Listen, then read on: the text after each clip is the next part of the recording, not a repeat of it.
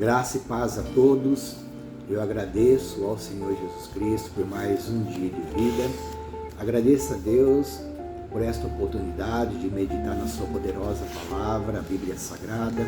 A palavra de Deus é o alimento para o nosso espírito. Nós somos edificados por esta palavra abençoadora que vem do trono da graça de Deus, que é a Bíblia Sagrada.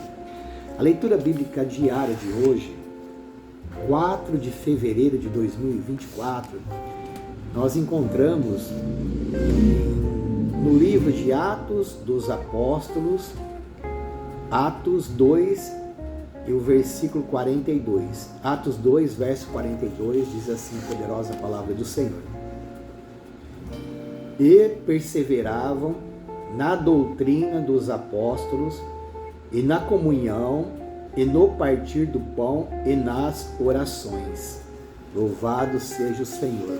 Esta igreja modelo, a igreja nos seus primórdios, quando Jesus ele foi assunto aos céus e se encontra à destra de Deus, intercede por nós. Jesus é o nosso advogado fiel.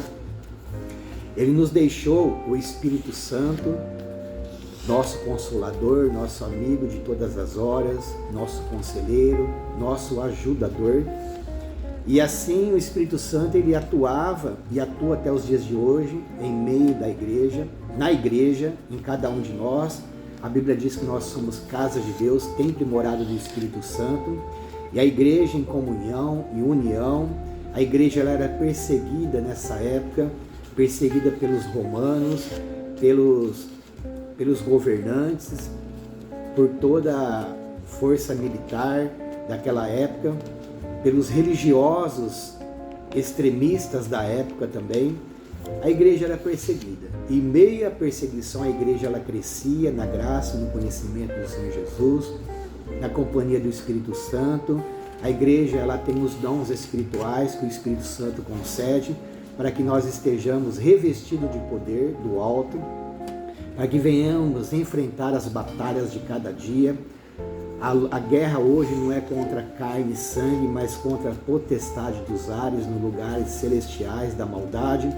E como se nós fazermos, quando a igreja ela faz, igual a igreja primitiva, caminha na doutrina dos apóstolos, ou seja, hoje a doutrina dos apóstolos é a própria palavra de Deus, porque a palavra de Deus em Atos, por exemplo, ela relata os atos dos apóstolos, dos discípulos, como que eles se portavam, como que eles ensinavam a palavra de Deus, de que maneira que eles vivenciavam os ensinamentos de Jesus Cristo. Quando nós nos portamos de acordo com os ensinamentos da Bíblia Sagrada, nós permanecemos em comunhão, porque nós temos o mesmo objetivo de adorar a Deus, de salvar a nossa alma, de nos alegrar na presença do Senhor. E quando isso é praticado, o nome se chama comunhão.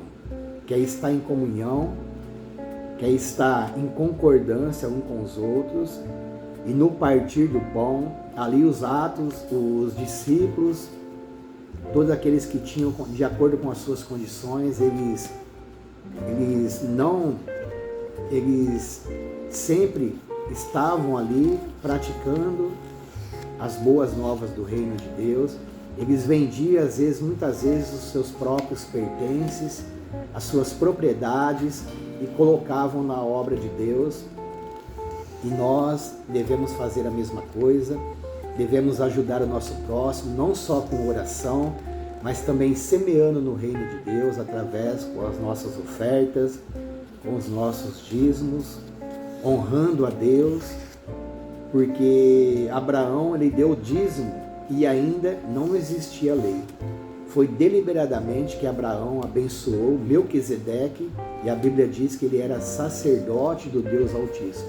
Então o nosso sacerdote é o Senhor Jesus Cristo.